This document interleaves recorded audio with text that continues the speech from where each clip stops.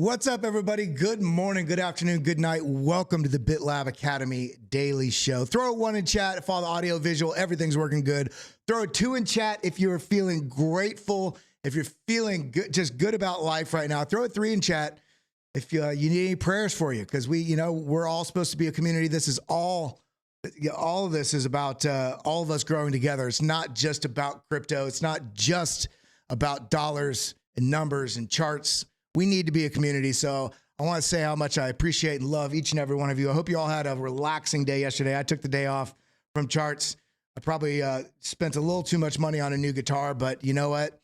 New city, new house, and my other Taylor 414 was all cracked and messed up from when I had a really bad accident in Thailand about 6 years ago, and it got all messed up in the humidity when my friend moved me out of my apartment there and left my guitar in the case on his patio and all that humidity. And then after about a month, flew it back, and the change in humidity from absolute humidity to then getting, basically extreme cold and dryness on the flight back under the plane, cracked it. And so I've been wanting to sort of replace it for a while, and I did. I treated myself.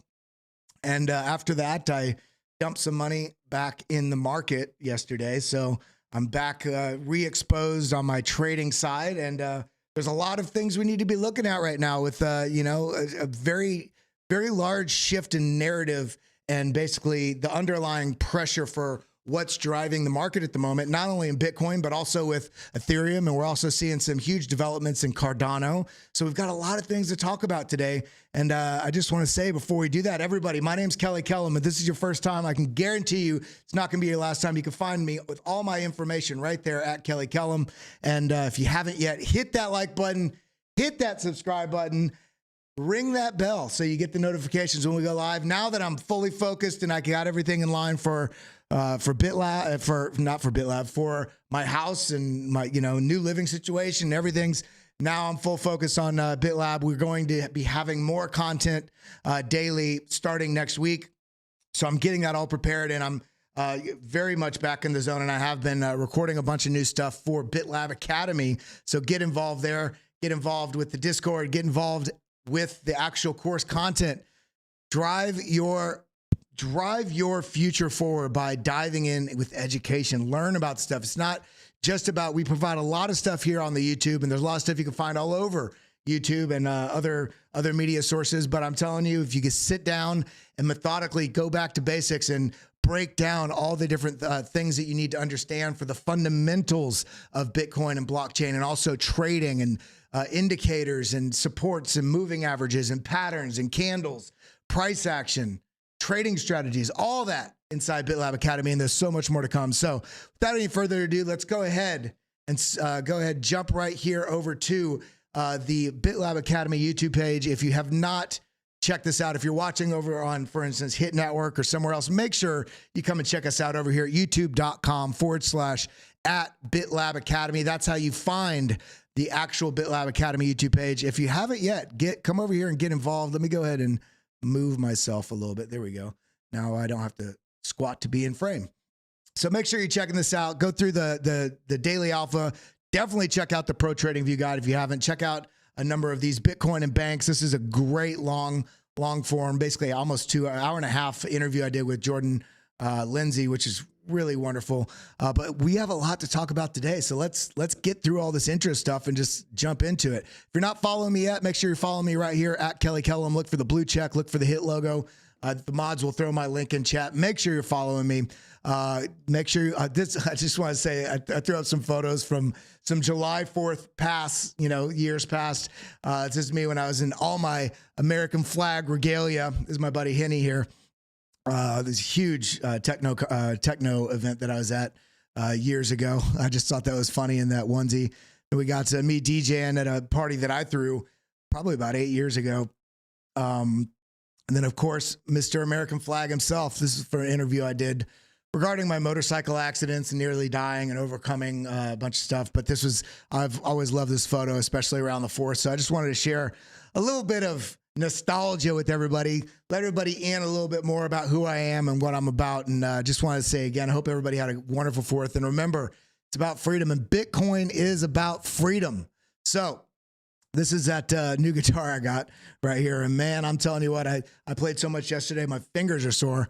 I'm going to get back into it. And this is just from days past, back when I was Mr. Music Man touring and all that kind of stuff. But just a little peek into my life, because again, this is not just about charts and signals, and we got to know each other. We got to trust each other. We got to really build this community. So I want to be a little better about letting you all in a little bit about my life and who I am. So shout out there. Now, if you haven't yet, go ahead, make sure you're following out BitLab Academy, which is at Academy BitLab. You can see right here, and make sure you see that gold check and that hit logo.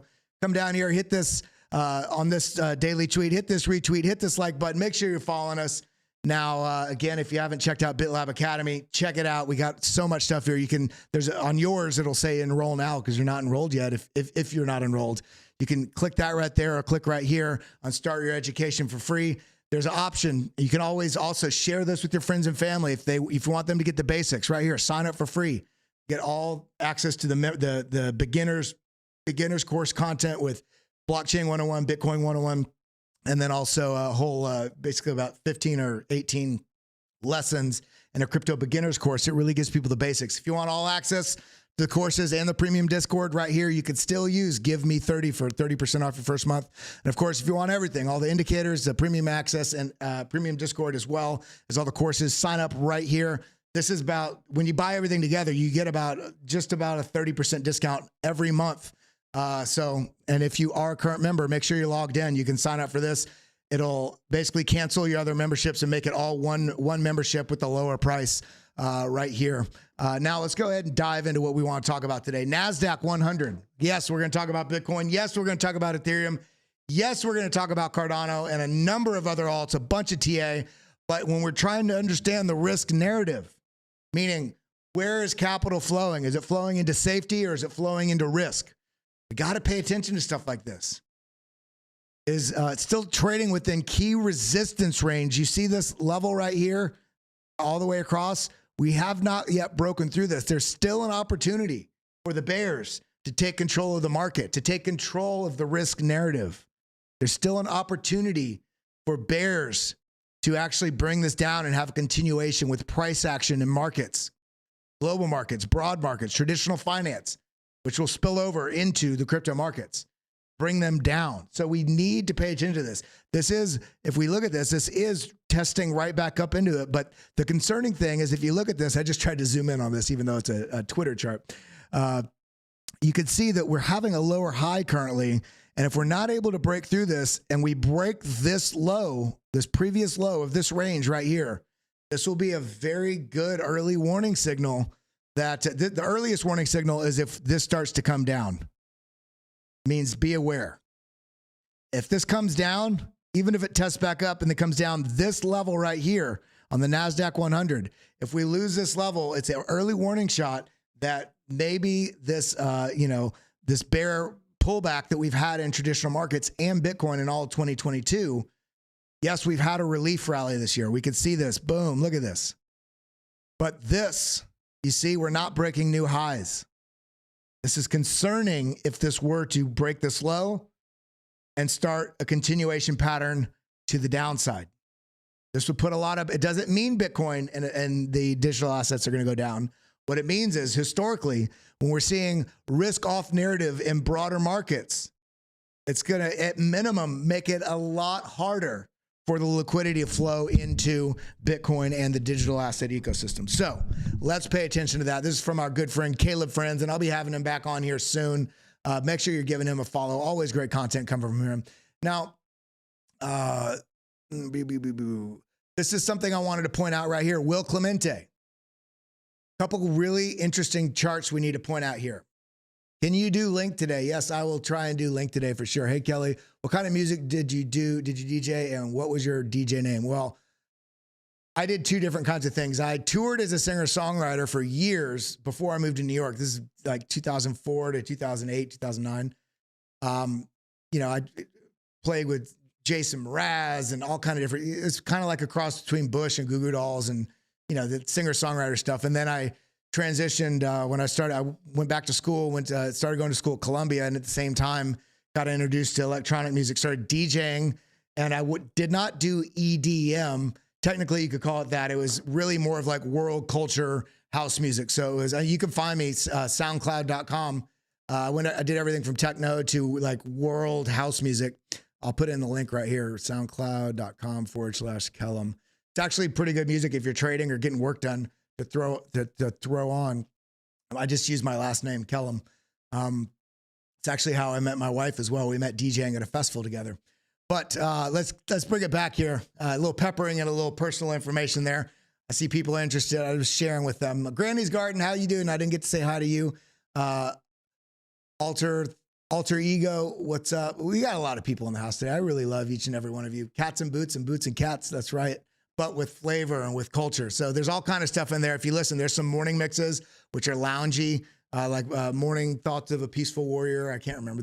You'll see on the SoundCloud, there's all kind of mixes. There's darker techno that's really groovy. There's all kind of stuff. Check it out if you're interested. If not, that's okay too, because we're about Bitcoin and charts here. We got 147 people in the room. Only half of you were raised right. Hit that like button, hit that subscribe button, ding that bell. Let's get involved.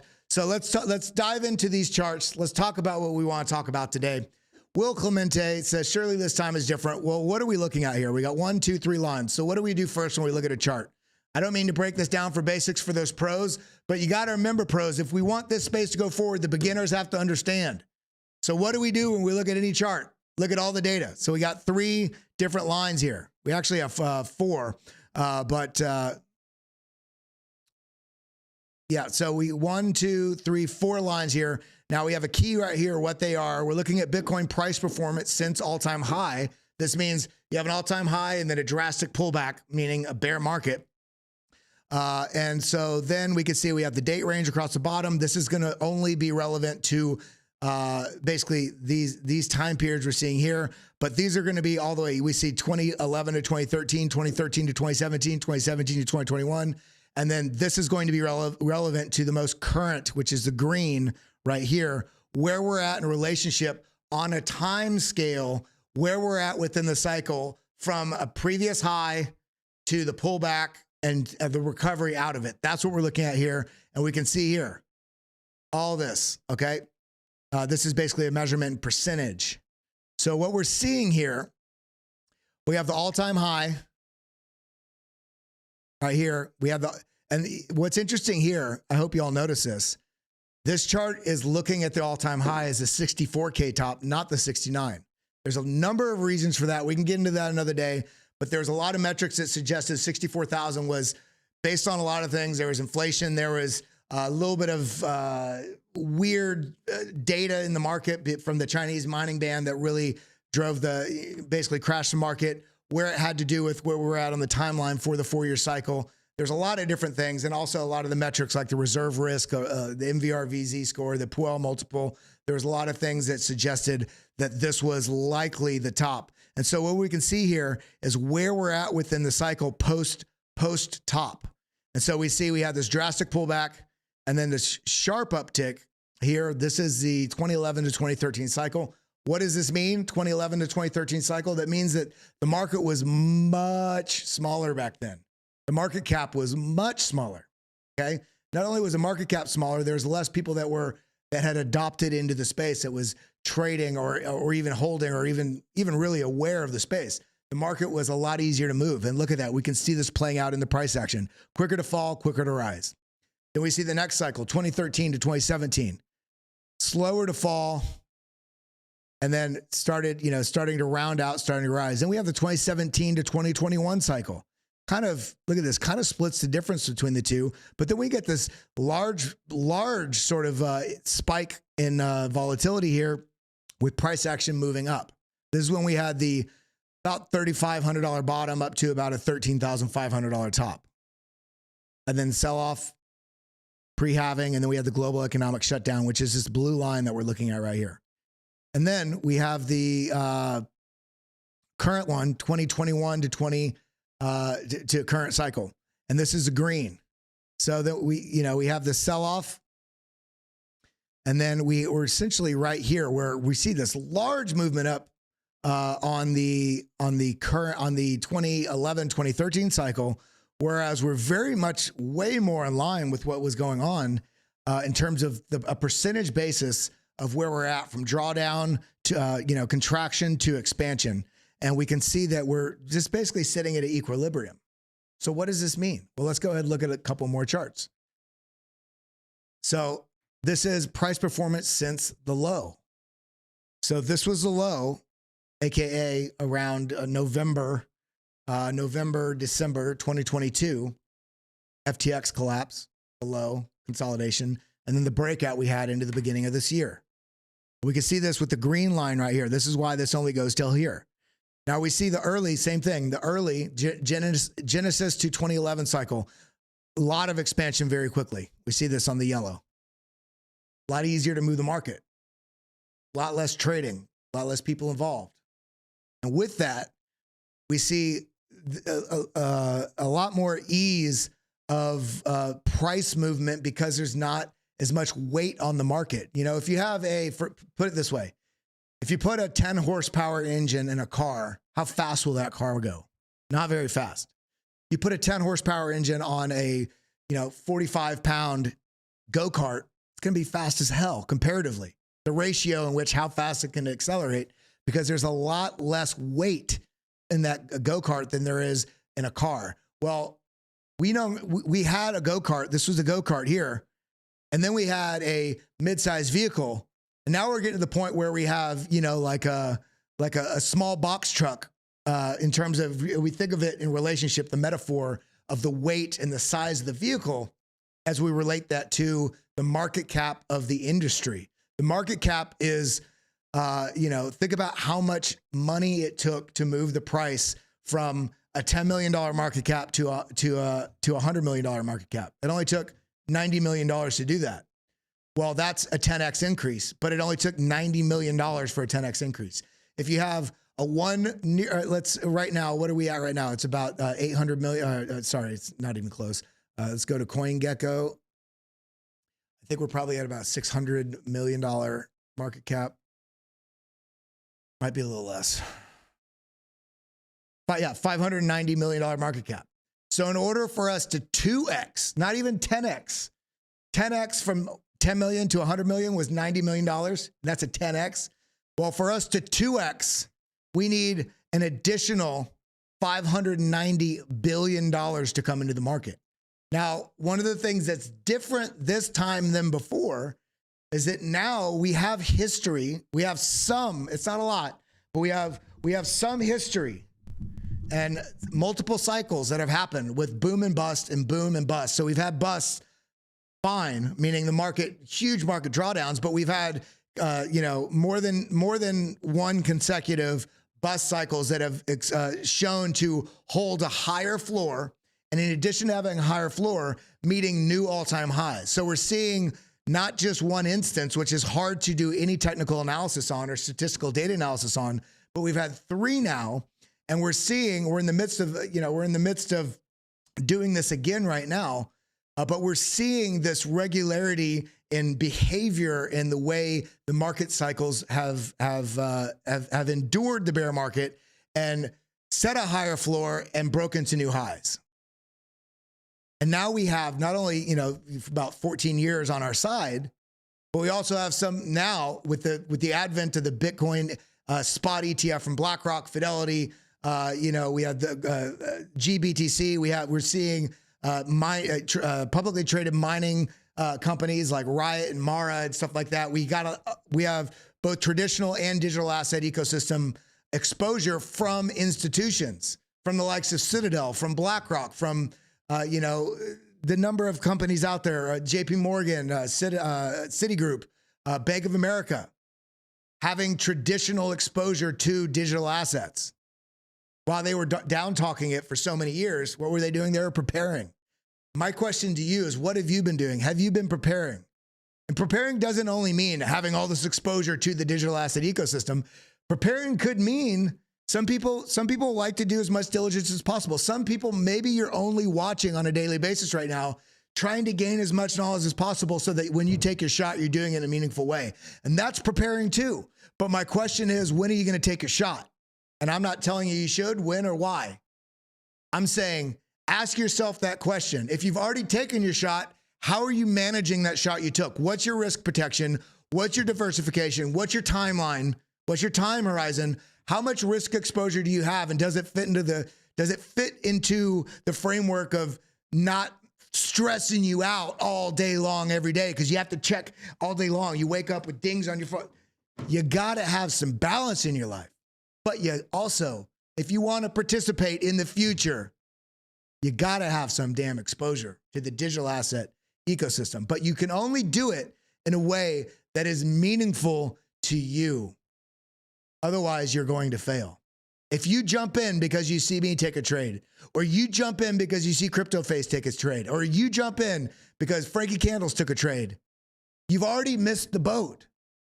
You need, all of you, every one of us, myself included, we all need to do a better job of doing as much diligence as we can. Some of it's watching us here at BitLab Academy, watching Frankie Candles, watching Jason Casper, watching Evan Aldo, watching Investing Bros, watching BitBoy Crypto, and learning from these different strategies each one of us have, because nobody's right or wrong. We all are doing. Did I curse? I don't know if I cursed. So if I did, my apologies. I never try to. I try to keep this as family friendly as possible. But we need to inform ourselves of different strategies and then try them on for size with our own skill set and what fits into our time frame of our day and what we can manage without being absolutely stressed while doing it. Because if you're very stressed while you're trading, then you're going to make errors. Remember, special forces, slow is smooth and smooth is fast. So learn, but then start to apply that knowledge to your own strategies and to your own, action plan that you're actually embarking on to make sure that you could take part in the future. So we could see, we're talking about this time is different. We're back here, right here. Okay. Much smaller market cap. We had a lot more movement. Okay. This is, the time is progressing along. We see this is oldest, the second oldest, and we see this is getting a little slower because the market cap is also bigger. It's a bigger ship to turn. Did I drop the F-bomb? Well, I apologize if I did.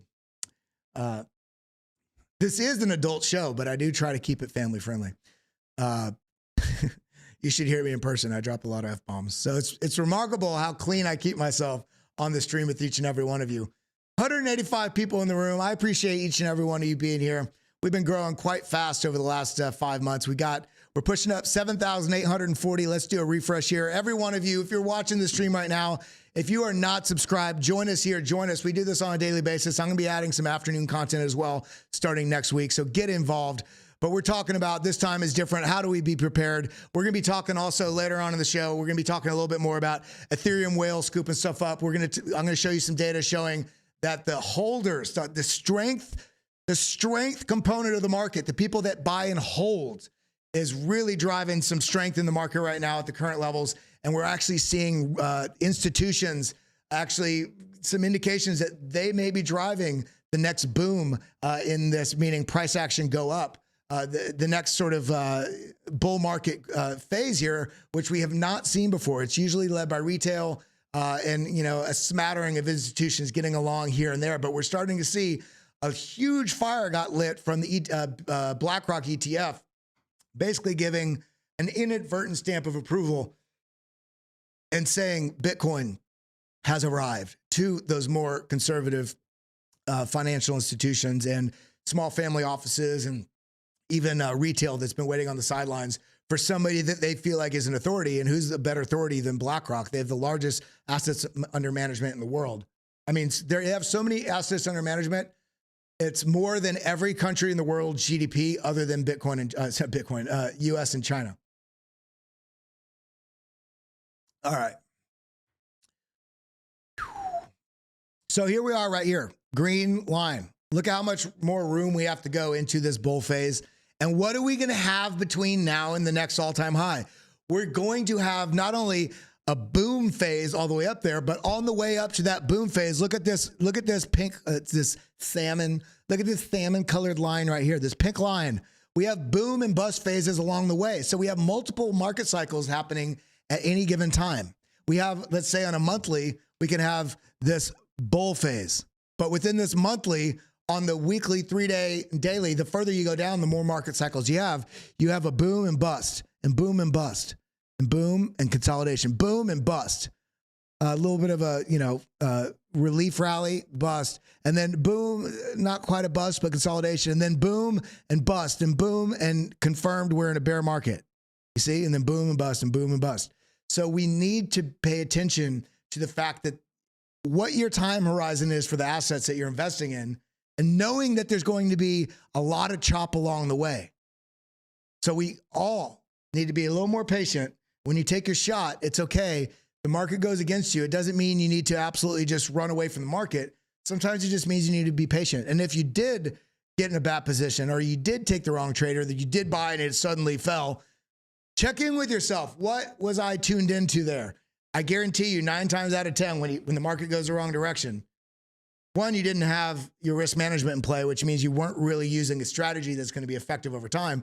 But 2, it means that you were tuned into your emotions rather than being tuned in to the data in the charts.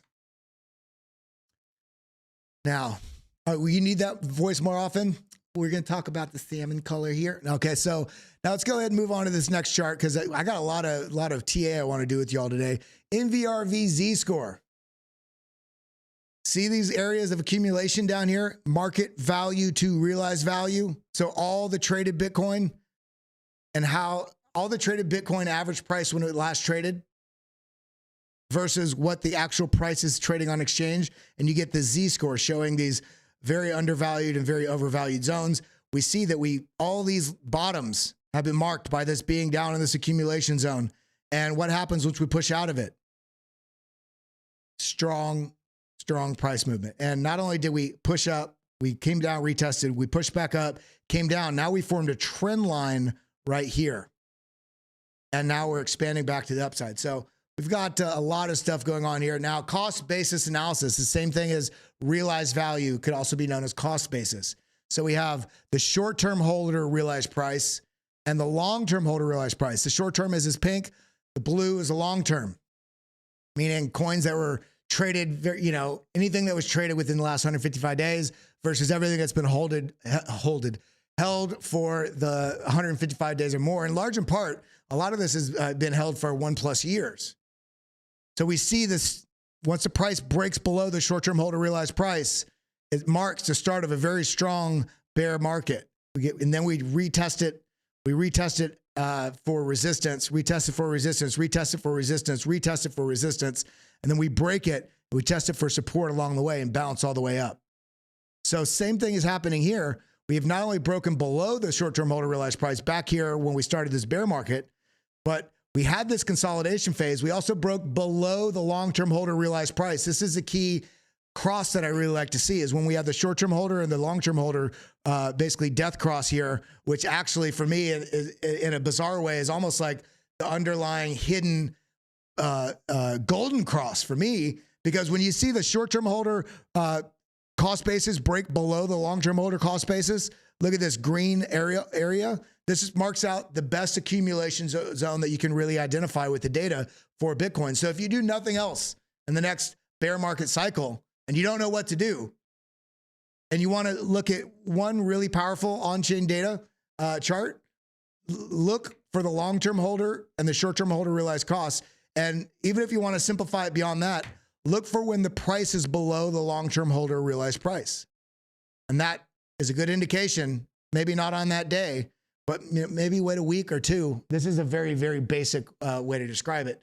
There are other things you can do, but a very basic, once you break below long-term holder realized price, you can be DCAing into a stable coin savings account where you're not deploying it in the market, but you're still making yourself set money aside through this entire bear trend. And then once you break, the price action breaks below the long-term holder realized price, wait a week or so, and then start to, aggressively each week DCA with all that money you have put on the sidelines in dry powder all through here. Rather than giving exposure on the way down, you have a much larger amount of powder to get exposure to once you're down here. Now you're taking advantage of the market. Now you're taking advantage of data so that you're using data and patience to accumulate at the best zones. And we're seeing here, price action is broken back above the short-term holder realized price. See this? This was start of the actual bull trend. This was start of the actual bull trend with a lot of chop here. Didn't feel like it right here. This pushed up, but came back. Everybody, it's going to crash. And then it pushes up. It's going to crash, but it's finding support. In this case, we actually did push up and lose the short-term holder realized price. And then we also got that global economic catastrophe. So you still need to have risk management in play, even when you're using data. Let's see. All right. So there's something else. Oh, so now looking more locally, before we dive in, we're going to get a little quick at some TA here. And then we have a couple stories we want to go over. And then we're going to do a bunch of TA. So all you early birds, I'm not going to ask for any coins because I asked all the early birds between 10 and 10:15 because we have the stream going live at that point, but I don't actually start the stream with the camera. I'm just chatting just with voice. I'm asking people what's going on in the market. We're talking. I asked the early birds, all you OGs, everybody that's here that starts tuning at 10 to 10:15. I asked them what they want to see. And we got a bunch of stuff outlined already. So we're going to be looking at a bunch of different altcoins that they suggested. Let's go ahead and look at this. Another chart from Caleb Franzen. Look at this. We have this push up. This is an expansion of the bulls, consolidation. But this consolidation has fallen. It's somewhat in a descending channel, while also being in a sort of bull flag bull pennant. But with the caveat of this pennant, if we're looking at this support like this and this descending, this pennant, it's getting a little bit long to be a pennant. So what I will say is it's impressive that Bitcoin is holding still up here above 30,000. Let's just make sure. Is it still? Yeah, still holding above 30,000. But we're seeing here a lot of consolidation at this level. Are we brewing for another push to the upside? Well, let's go ahead and dive into some of these stories, and I'll show you why I put that 200K on the title. And that's all. I also put the words caution because somebody's projection to that level never means that the price absolutely is going to go to that level. But there are some things in the charts that are suggesting that there's a high likelihood for a strong bullish impact impulse that's going to happen in the near future. So let's everybody stretch it back, roll it out, take care of your body, take care of yourself. And let's dive into these stories. And then we're going to dive into all this TA. If you haven't yet, hit that like button, hit that subscribe button, and ding that bell. So first thing we got, I think it's around 2 o'clock today. Let me go ahead and go over here to Forex calendar. What is today? The 5th, Wednesday, the 5th, USD. Yeah, FOMC meeting minutes at 2 o'clock. So I do think, and I think it's so stupid, but it makes sense. Everything's on a knife's edge right now with all the data, the economic confusion, the global markets confusion about metrics that we've never seen before, but also we're still holding resilient, but we should be in a recession. Do we already have it? There's so much contention around what's going on in the markets. And so even though the FOMC meeting minutes are basically the bullet points of what they talked about at the last meeting, that's what the FOMC meeting minutes are. Everybody's trying to gain insight as to the likelihood of another interest rate hike at the next FOMC meeting, which I believe is the 24th and 25th, or is it 25th and 26th?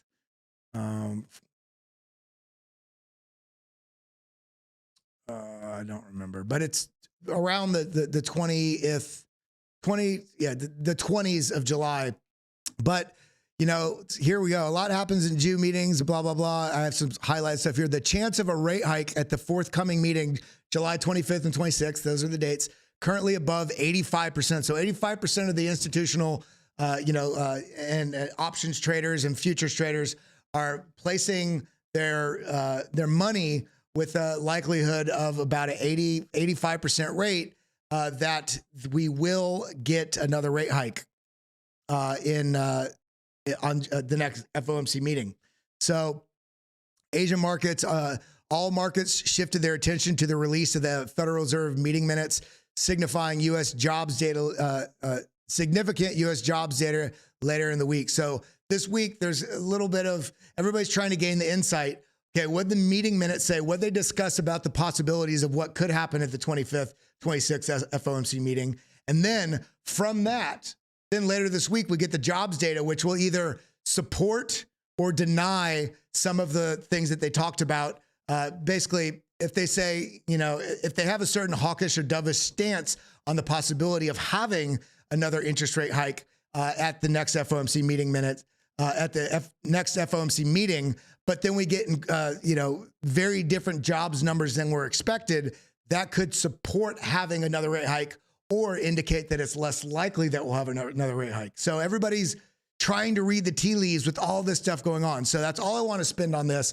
Enough talk about interest rate hikes. Let's kind of talk about the crypto stuff. And we're going to continue this going. We got 217 people in the room. Big love to each and every one of you. We did this pre-show, but I want everybody to do it right now. Where are you tuned in from? What either city, state, or country? I want to see how far we're reaching today.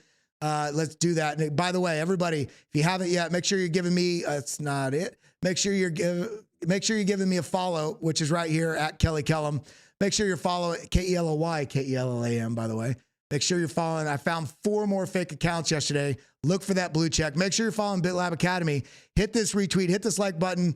Sometimes we do some giveaways based on what people, it's drawn from the people that support the channel, and retweet this out to their friends and hit that like button and follow us, which is at Academy BitLab. Make sure you're checking out bitlabacademy.com as well if you want to go deeper with education and at your own pace. All video course broken down into 5 to 15 minute videos, breaking everything down so you can really understand this market. Now, coming back over to what we're talking about here. Crypto guru Willy Woo predicts Bitcoin price boom as, this is a key word, demand. This is what we want to see for price to go up. The market doesn't just move inconsequentially because we wanted to or hope for it to. What we want to see in any market for the price to go up is for supply to go down dramatically or demand to go up. The best recipe in reality is for supply to go down and demand go up, because that means you have more people asking for less of something. Okay. And so what are we seeing here? Crypto guru Willy Woo. By the way, if you're not following him, definitely give him a follow. He's got some great charts. He does he's pushed a lot of the on-chain stuff forward. He's a wonderful analyst, provides a wealth of information to the space. So definitely give him a follow if you're not. And I'll actually show you exactly where to follow him. Willy, I think it's Woonomic. Yeah, Woonomic. Yeah, so just trying to give you guys some little things you can look for. Now, indeed, the demand stemming from the calendar futures markets. Now, this is very important. This is also similar to what we're talking about with the CME FedWatch tool. And also when we're looking at why, if we're trading spot, why do we care what options are doing and what futures are doing? It's because those tend to be more institutionally aligned trading individuals. So it's either people that work in markets or actually institutions themselves that are using options and futures to essentially place their money where they think markets are going to go. So you're seeing sort of an indication of almost like a bet of by institutions and smart money of where they think markets are going. So it's a little inside tool to look at that.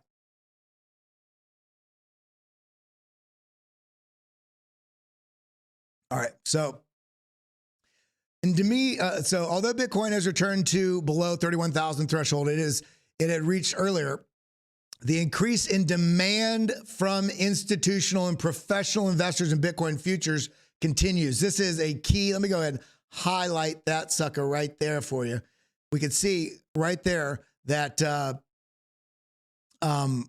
suggesting a price squeeze for the flagship. Suggesting a price squeeze for decentralized finance asset could be in store. So I've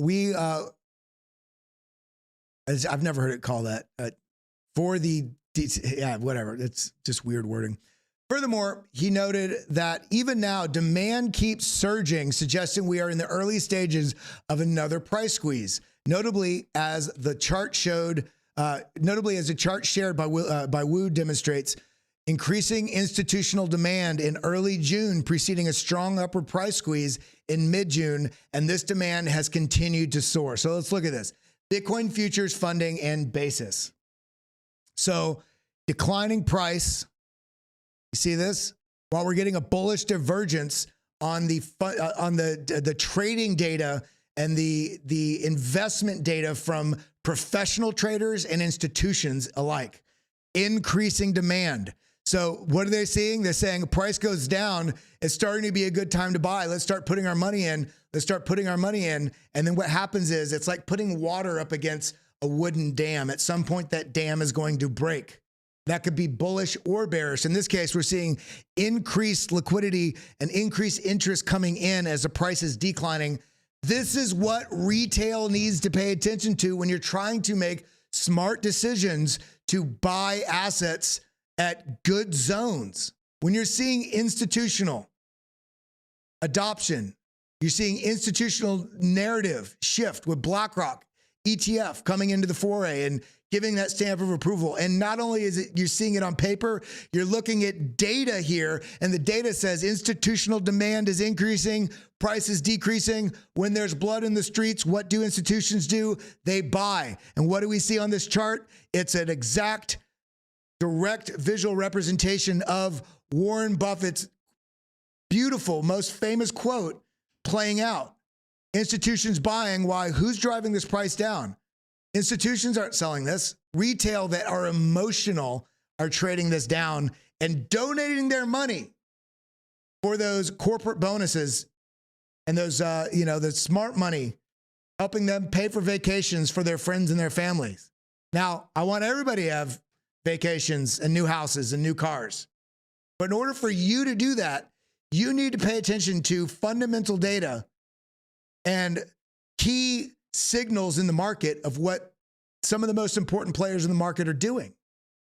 That has to do with looking at total value locked on DeFi assets. And we're going to get to that here in a second. That's looking at what institutions are doing. That's looking at the futures market and where the funding rate is and what's going on. Because if there's so much that you can gain from looking at nuggets outside. Now, price action is absolutely necessary, but that's going to give you a bigger indication of what's happening in a more current location, like what's happening, we're seeing this candle pattern, we're seeing this chart formation, and we see a bullish divergence on RSI or a bearish divergence. But that will give you more direct access to what you want to do trading in a moment.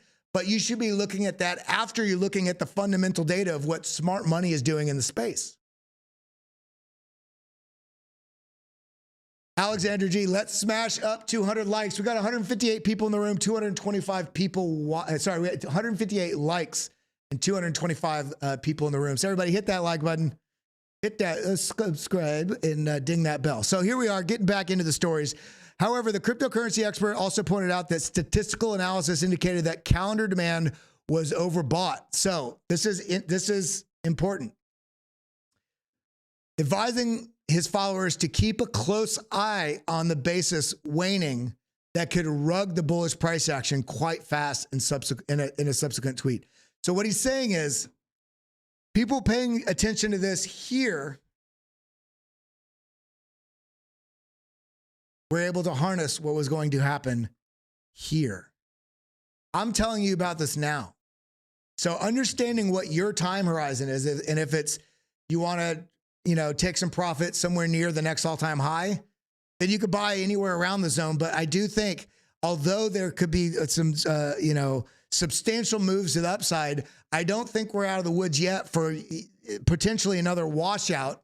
And it would probably be fairly quick to the downside, only to spring back to the upside. So if the institutions don't feel like they've gotten their fill, there's a likelihood that they could rug this for the short term, get a little bit of panic selling, and then rocket it back up. What does that look like? What that looks like, you might be seeing some different things on the charts. Here, you're getting a little bit of a preview about some really cool stuff going on. What that would look like is right here. This is exactly that.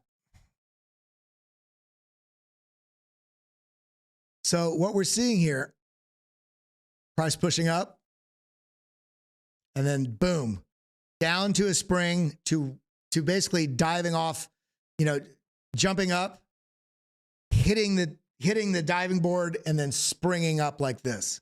You see this right here? So I don't think we're going to get a move like this. This is quite a big move. I think, again, what I'm speaking to here is likelihoods. I do think things are setting up very bullishly, because if we look right here, first off, option T, let's take this bull flag right here. If this were to play out, this would be a monster move. Let's go ahead, double click on the charts here.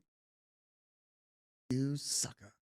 So this would take us up, this move right here, if this were to be a bull flag and push up like this would take us all the way up to about $36,000, which kind of makes sense. If we zoom out here, we get the volume profile.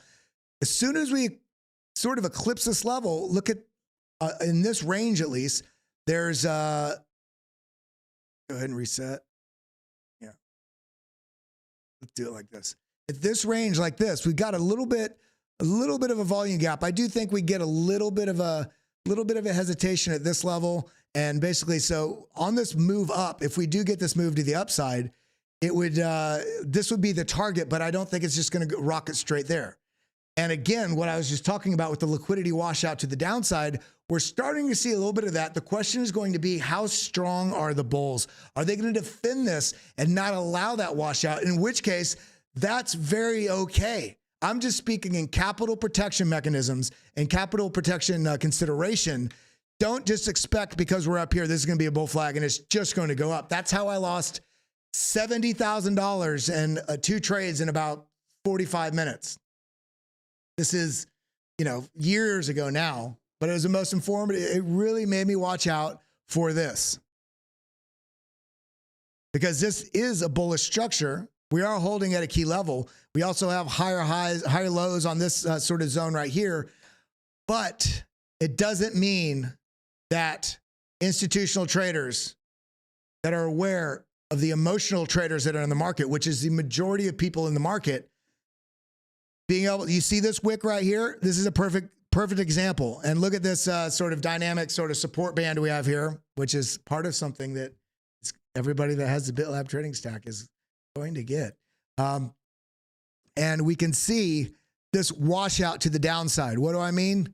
What I mean here is this wick that dips down into this zone only to be bought up immediately. This is sell-off, capitulation, panic to be bought up by the institutions. This is not, I'm not going to say 100%, but there's a strong indication institutions were not ready yet, so they create a little bit of a FOMO panic, FOMO fear panic, sell out, buy up that liquidity, and defend it coming back up. And we're kind of seeing a little bit something similar right here. The question is going to be, where is it going to hold? We're going to dive back into this in a second.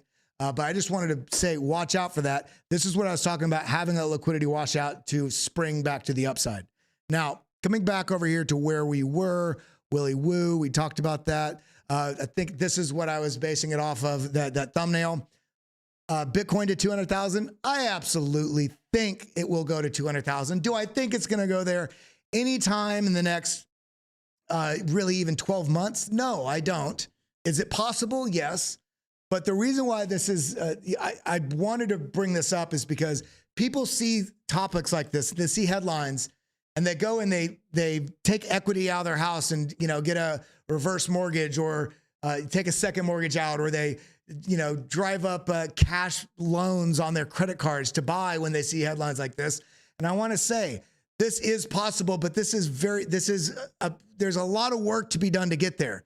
But the person that said it is somebody that has made some very strong calls in the past. Now, his last call last year, a year and a half ago, was for 100,000. We didn't quite get there, but we also had the Chinese mining ban at the $64,000 sort of top that basically truncated where the market was going to go in the last cycle. So do I think it would have got to 100,000? Yes. So I think it would have broken it. I don't know. I think it probably would have made it up to about $92,000 to $98,000.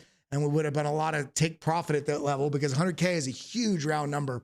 But the point being is we didn't get there. And Tom Lee, basically, if we zoom down here, I think did I not highlight anything? Damn it. It doesn't matter. The whole point is, I really thought that I highlighted some stuff on here. I guess not. Essentially, we've got a lot of information that's showing us in the charts that there's a lot of institutional demand starting to manifest within the markets. And so remember earlier, this whole stream is tying together. Earlier, I was talking about, when we were talking about this sort of data right here, this was, took a lot less energy, AKA monetary energy, to drive this price up because the market cap was so small. So tying it back, when we were talking about a $10 million market cap up to 100 million, that is a 10X, but it only takes $90 million to do it. We are at a $590 billion market cap. It's going to take another $590 billion just to, in addition to this, and holding throughout all that, just to take us to a 2X. So what we want to see, what we really want to see, is stuff like this. We want to see this institutional demand coming in. We want to see increased demand in futures. And also when the spot ETF comes in, we want to see, we already have the speculation, the narrative around it, but we want to see a lot, we need to see a lot more monetary energy come into the space and hold, not just come in and out, but and hold, in order to see this price action do what people want it to. Because think about it, $590 billion, if we 2X, that would put us at what? It would put us right about where we were at the previous all-time high. So it's going to take another 590 billions just to get us around where the all-time high was. Now we're talking about $200,000, a $200,000 Bitcoin. If we look at this, $200,000 we have currently,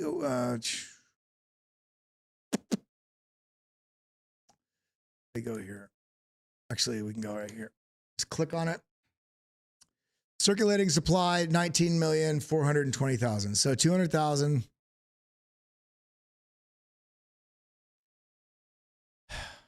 My brain is not working right now. So 200 times 19. Oops. Clear. 200 times 19,420. I just saw that. 675. That would be, I don't even know. 1, 2, 3, 1, 2, 1, 2, 3, 1, 2, 3, 2, 3. That's million. 1, 2, 3. It's a $3.8 trillion market cap if we got to $200,000. That is astronomical, and that's wonderful, but there's a lot of work to be done. So if we want that to happen, we have to pay attention to what's going on with regulation in the space, with what's going on with the ETFs. Is it going to be a domino effect where ETF and ARK and Grayscale all get approved and it's just a flood of money into the space?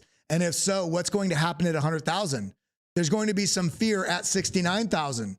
There's going to be, we're going to see it stair-stepping along the way. So the genius in this market to truly make money, remember, is to buy and hold. Yes, you can trade the markets. And I encourage anybody that wants to do that to, whether it's with BitLab Academy or watching every video you can, but more importantly, practicing with small amounts of money. You really need to get your strategy down if you want to trade this market and make money. And there's absolutely ways to do it. And it's not that hard once you get them within your experience, in your tool belt, and you understand how to navigate this with data and with strategy. But if you don't, you're going to be eaten alive. So I want to encourage each and every one of you to not be scared from me saying that. I'm trying to make sure that all of you know how serious this is, because it's your money and I want you to be protected. It's your capital. So why throw it to an already volatile market and then trade it away if you don't have the experience yet?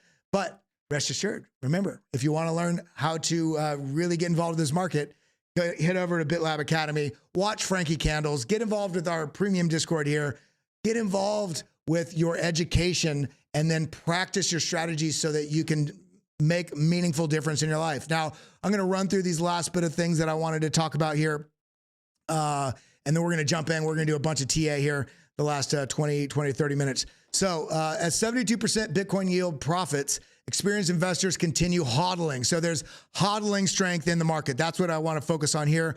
This suggests that as the price surge, the experienced investors have shown an intent to continue hodling.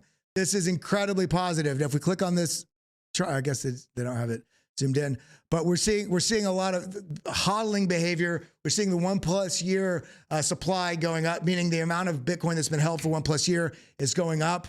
We're seeing institutions come in. We're seeing a lot of the right ingredients, but we have to remember, just because you see a little bit of sell-off, but we're seeing historically where we're at in the market is incredibly bullish in terms of, especially on the horizon, everything that's happening out here.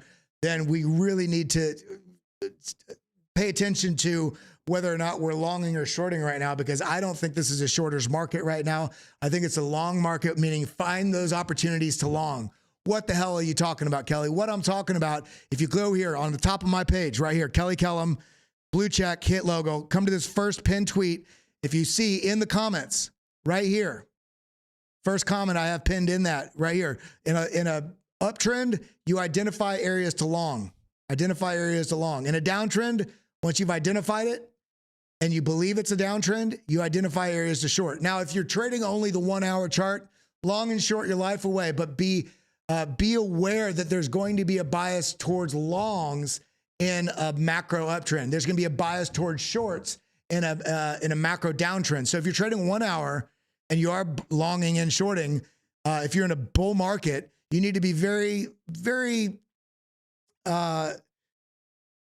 sure of yourself when you are taking shorts. In reality, what I like to practice is identifying the longs and taking some profits to then reallocate back in when the pullback does happen, and then reallocate there and take some profits and reallocate there. So you're stacking along the way.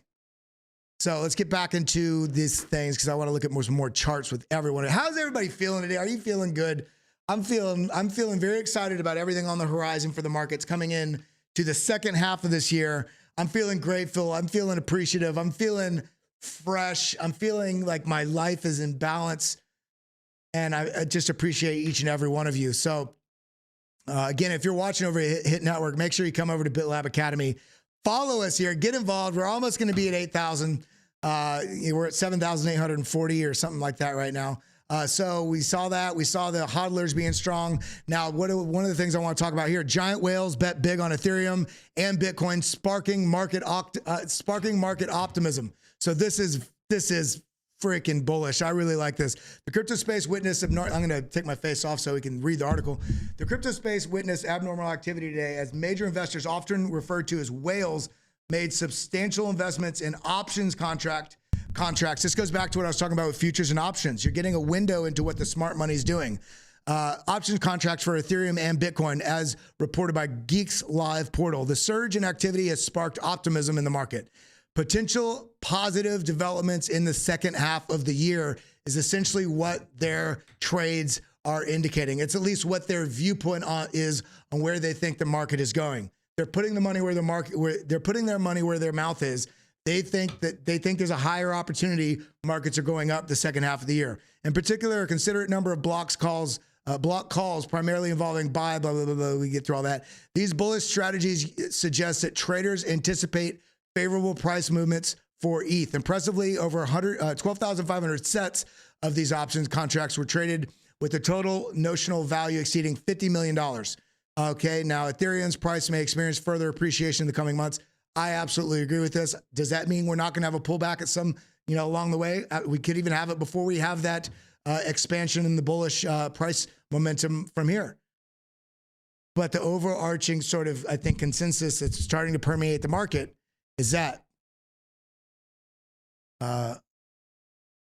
every time the market crashes, I make a big purchase. Well, you know what? I appreciate your strategy. Large in part where we're at in the 4-year cycle, the liquidity cycle, what's going on in China, what's going on with institutions, what's going on in BlackRock, with Fidelity, with Citadel, with Bank of America. The institutions and the conservative people that were hands off are starting to be actively involved in this space. So let's go. You know what I'm talking about? Let's go. Now, record-breaking ADA, Cardano, DeFi, total value locked. By the way, I don't know. I'll pull it up later. We have the crypto wikis almost ready to release on BitLab Academy, which the bitlabacademy.com, which will be free for everybody. That's just a place. If you see terms like what the hell is TVL, what's TVL, what's, you know, bullish, what's bearish, what's support. We have a whole wiki that's going to, everybody, you'll be able to utilize as a sort of central hub to really make sure you're understanding the words and the phrases and the terminology for things in the market. So what we're seeing here, I'm just going to do this quickly. Okay, blah, blah, blah, blah. DeFi Llama, blah, blah, blah, blah. ADA tokens locked in as associated dApps has hit an all-time high of 557.6 million tokens, raising from 198.6 million. So this is more than doubled the TVL. The fundamental case shows there's growing adoption, and I don't even want to say trust, just the fundamentals are have doubled in the last, basically since the start of the year, while price, especially recently, price is falling. So what did we talk about bullish divergence with institutions and with smart money? This is that. This volume of ADA locked in the DeFi protocols, although not mirrored in dollar terms due to the token's price decline, AKA what I'm seeing is opportunity, emphasizes the substantial interest the investors harbor within the crypto Cardano DeFi space. So let's go on that. If you are an ADA holder, throw ADA in the chat. At what price point did you get involved? I'm guessing there's probably some that did get involved and are still holding that's above this price point, maybe even above $1. But if you're still holding strong, I do think in the long run, you're going to be rewarded. So let's jump in. It's TA time. I got to stretch my back. Oh yeah. I'm going to have to start. You know what? I'm going to do it right now. I'm going to stand up. My back is hurting. Let's get back to standing up in this. Hold on. Raising my mic. Raising the bar, guys. Raising the bar. Let me go ahead. Can you see me? Hey, pretty girl, can you see me? All right. Now I can see what's going on. Let's go ahead and adjust my camera. We're going to do a bunch of TA right now. Turbo TA. Let's do it. It's time to break down the markets. Bitcoin, Ethereum, Cardano, Link, AVAX, and several more. So let's go ahead and look right at it. So first off, Bitcoin. We're going to do 4-hour chart on all these because we understand what the macro is. We've looked at it over and over and over. So we've got the BitLab intelligence indicator on here. This is what this band is. We're seeing the price action is riding up on this EMA ribbon, breaking through this previous level of resistance. And we're kind of dancing around this. It's kind of interesting. This previous level of resistance has almost been like the equilibrium of breaking above it, breaking below it, back and forth and back and forth. So what I am seeing here is, let me go ahead and delete this. What I am seeing here is we do have this sort of level, this consolidation zone, and we did slightly, let me go ahead and delete this. We did slightly break above this zone right here previously, and we're sitting kind of right in the zone. Everybody's wondering what's going to happen. Let's go ahead and pull up the MACD money flow, stochastics. Look at this. This is interesting. Price came down. Stochastics are nearly fully reset all the way down here at a 5. The money flow on the 4-hour has come down, but it's holding above the 0 line, which means there's not that much money coming out of this asset. Now, Bitcoin RSI is on the 4-hour is down below the 50 line, is option J. It is down here. So we do want to see if there's going to be a little bit of a bounce here, or we're going to sort of chop around in this zone. I still want to caution everybody for the price action. If we do lose this level, we see a volume node right here. If we do lose this level, we may come down and sort of, we could come down and tap this, was that 28.9, basically $29,000. I think I give that about a 25% possibility. I'm actually seeing things a little bit more bullishly. If we look at this on the daily, the money flow has been coming up. On the daily, the RSI is still holding above the 50 line. So generally, the market is still in a bullish stance. On the smaller time frame, however, on the 4-hour, we can see that this is trying to reset. So let's go ahead and be a little bit patient with that. Now, if this were to break out to the upside, we've already looked at where those targets would be. I think it's, I do think we're going to have a little bit of a pit stop around the $34,000 mark. And then work our way up to the $36,000 mark. That's what I'm seeing on Ethereum, on Bitcoin. Now coming down to Ethereum, we can see right here. Remember, we had this. Let's go ahead and delete the VPVR so we can see this clearly. We do have a bit. We do have a bit of a inverse head and shoulders right here, and in a way, this is kind of broken out, and it's testing the zone. Not only is it testing this zone right here, it's also testing this previous level of support that is, you see this right here? So this is a pretty strong zone that this is looking at right here. If we are able to hold this level, I do think that there's a strong possibility. I am leaning towards price action moving up. We're looking at the 4 hour. Let's look at the general context on the daily though. Okay, we do have lower highs on the MACD. It is rolling over.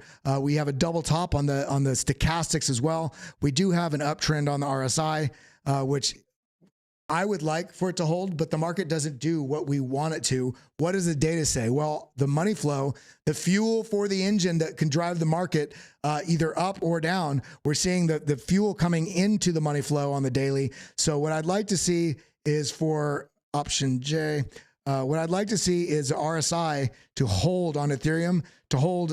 I'd really like to hold this trend line that it's on right now, but it's actually a little bit below it.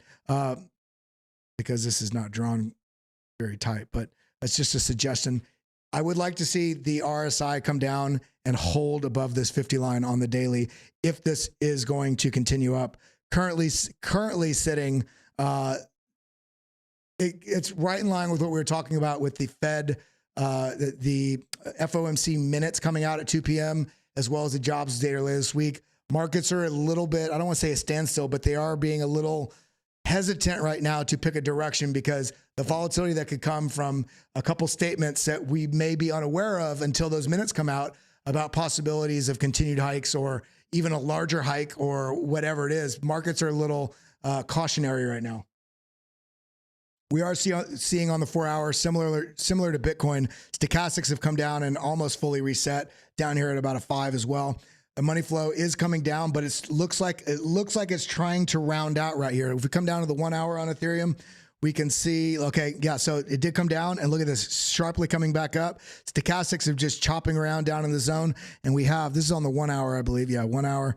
We do have this trend line right here. If we're able to break through this, not only moving average, but break this, I do think we will get a little bit of a bounce. The key level is going to be if we break on Ethereum, if we do start to come up, I don't want it to be just a retracement, meaning option F from this level to here. If this starts pushing up and finds a struggle in this region of 1930 to 1950, if we struggle here, then I do think this is, there's going to be a larger pattern that plays out. If we're able to break through this, you know, even if we have a little hesitation, but break through this, we need to clear 1975, and we still have that looming $2,000 right above our head. So let's look at this more locally. What would be nice is if Ethereum consolidates, Ethereum consolidates in this zone here, and then we get the breakout, because that gives people a lot of time to prepare, and it sees a stronger trend developing that can give you an indication about what direction price is going. Because this would also be an ascending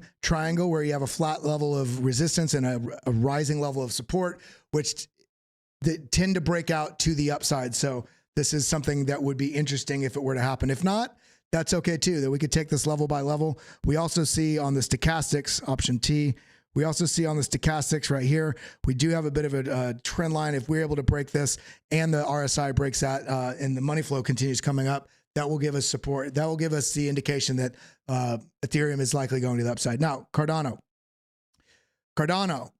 All right, we have the broadening wedge. Look at this, rising broadening wedge. And what happens? What do rising broadening wedges typically do? They tend to break to the downside. And if we actually extend this out, oops, if we actually extend this out, we can see this was this is where the broadening wedge was established. And then we see this riding the lower, it's tap, tap, tap, tap, tap, tap, tap, tapping on this glass until it ultimately breaks out, retests, confirms it, and then breaks to the downside. So there's things in the charts They can give you indication of what's happening, and you don't have to be so, oh my God, I bought and it dropped. Well, look at the formations on the chart. Look at the signals. Okay, now we see a lot of money flow. Look at this. The sharp downtick in money flow right here. And so when this broke down and started coming back up, this money flow coming out right here indicates to me on this retest that this was a good opportunity if you were scalp trading this from this position to this position, or if you're just trying to take a short, whatever your different strategy may be. This was a good indication right here when that was at that level. Now, if we look at this on the daily, Cardano, double click. Okay, on the daily, look at this. We've got an M formation with a lower high. The question is going to be on this pullback, is this going to resolve back to the upside or resolve down to continue in this formation? If we actually look at this like this, this actually looks, I just noticed this. This is nice. Daily, got a falling wedge. I don't know how I did not see that before. That's why you got to look at charts on a daily basis. It's got a falling wedge. So boom, boom, boom. What I'm looking for here is testing probably somewhere in this region right here. We can actually put a box there. Testing in this region right here. And this is 30.5 cents. There's a lot of stuff in the market and context right now that gives us lack of. So this is, I don't think it's going to go from here to there. In reality, this is my target because of the structure of this falling wedge. Boom, boom, boom, boom. This is why I'm looking at this region right here. Why else am I looking here? Because we want to look for levels that have confluence. We have these previous highs as well as this downtrend resistance. And so this zone right here, dang it. This zone, this box, I need to make the boxes easier to grab. These two cross points indicate a high likelihood, a higher likelihood, I should say, of an area of interest. Now, what I think will actually play out here is that this will come down and test in this region. And if there's no other negative news and the market starts to actually lift off, then we come up into this zone here. That's what I'm seeing on Cardano. Let's look at the 4 hour. That money flow is holding tight. Our stochastics are almost fully reset. So this would kind of be in line with what we're looking. We want to see the MACD sort of roll over. It's struggling to. The money flow is still coming out, but maybe we're going to get a bullish divergence on money flow right here. If this does hold in this level and come up, then we would have a bullish divergence on money flow because this would be higher and these would be lower. So next thing we're going to look at, let's look at algo.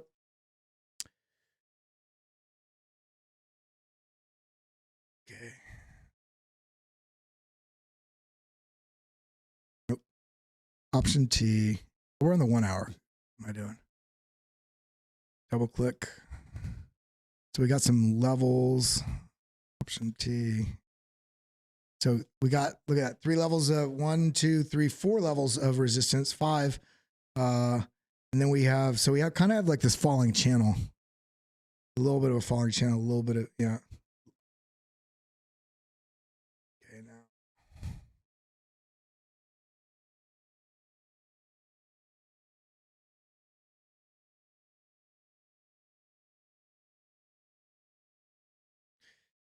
All right, so we're kind of coming up into this zone and getting rejected each time. And this is also similar to Cardano. We've kind of got this secondary sort of trend line right here where it's just rejecting off this each time. And now we have the lower high here. In addition to the lower high, if we look at the, let's actually come over here. Let's go to the traditional BitLab trading stack. We're having a lot of green here. We did have a bullish divergence on volume, but we got overheated very quickly here on the momentum indicators. This is looking to me like it's likely going to, if it doesn't hold this zone right here, which is at 11.6, if it doesn't hold this zone, then I do think we're coming back down to test this low again down here around 10.5. If we're able to push up, then I think we're going to be trapped in we're going to basically be testing this zone here from 12.9. Somewhere in this region here, probably this is on the daily. Let's go 4 hour. Yeah, you see. So we're pushing up, broadening wedge also.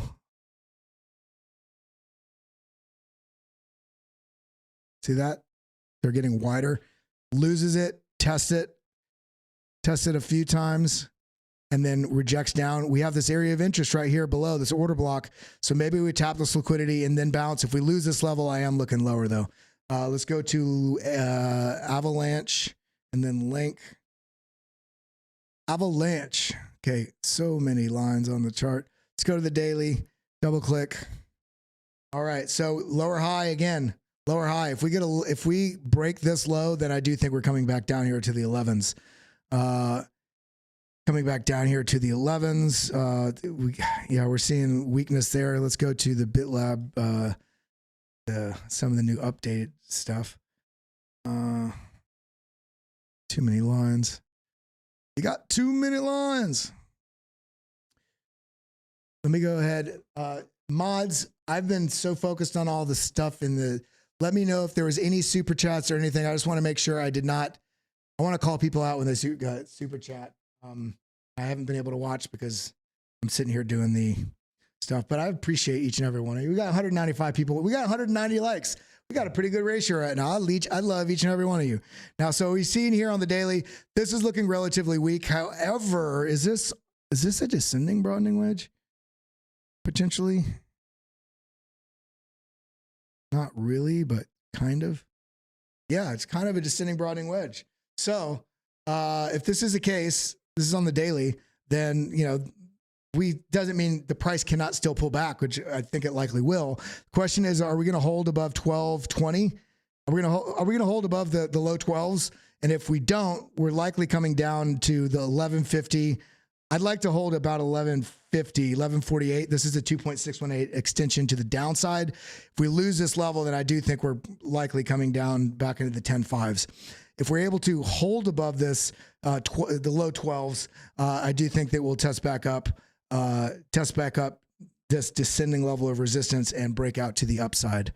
Now, what was it? What's Ben looking like? I haven't really been watching this. They're just slowly doing their development. Oh, it looks like it's trying to get a spike. So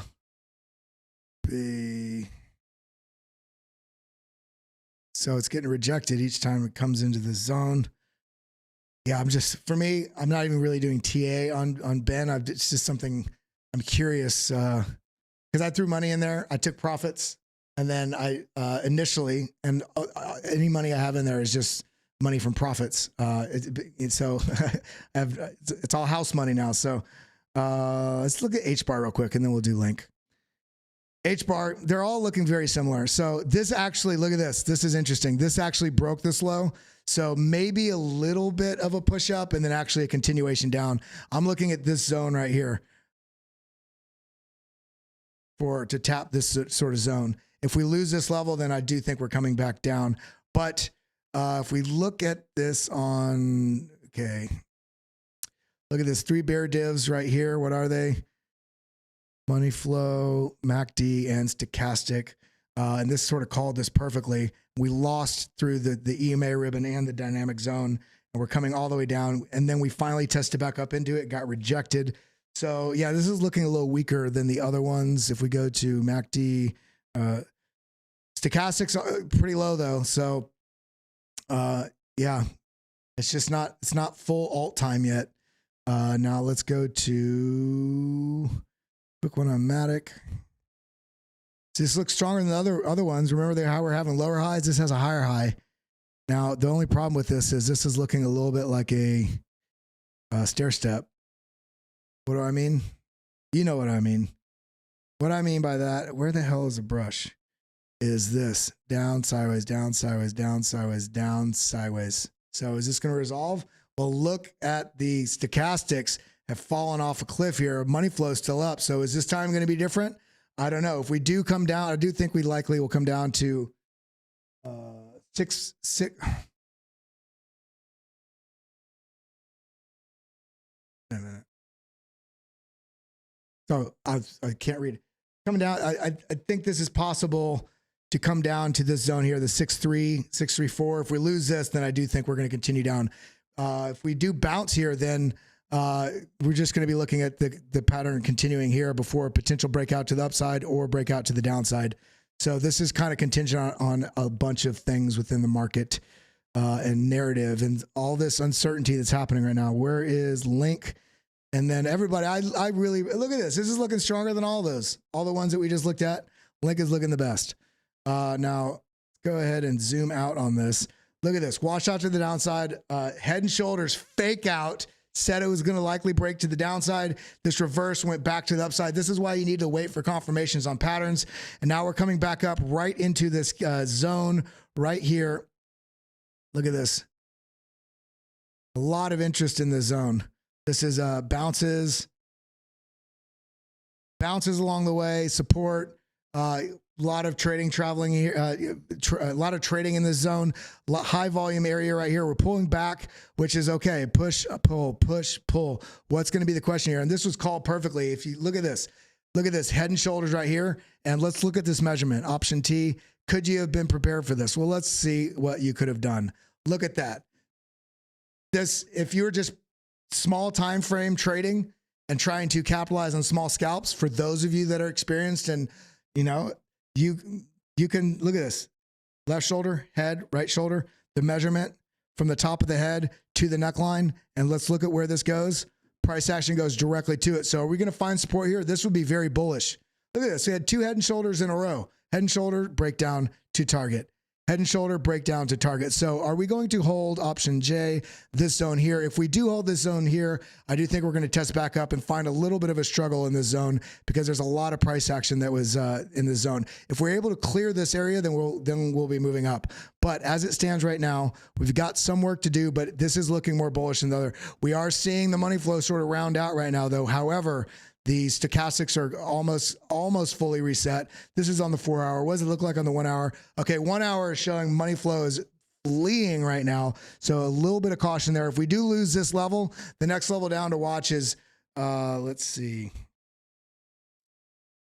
option F, top to bottom. Next, I would, yeah, this is perfect. Golden Pocket is perfectly in line with that high volume node. This is down here at $6.08. $6.10 sort of zone. If we lose this level, I do think I think it's likely we'll come back down and test that around a little bit under $6. But I love you all. I appreciate you all. I have so much stuff I have to film today. I have another meeting I got to go to. I just want to tell you all, if you haven't hit that like button, hit that like button. I love and appreciate each and every one of you. I hope you all have a wonderful, wonderful day. And I will be seeing you in another stream very, very soon. Adios. Thank you, everybody. Adios, muchachos. Thank you for coming. Thank you for always tuning in. BitLabAcademy.com. Hit that like button, sucker.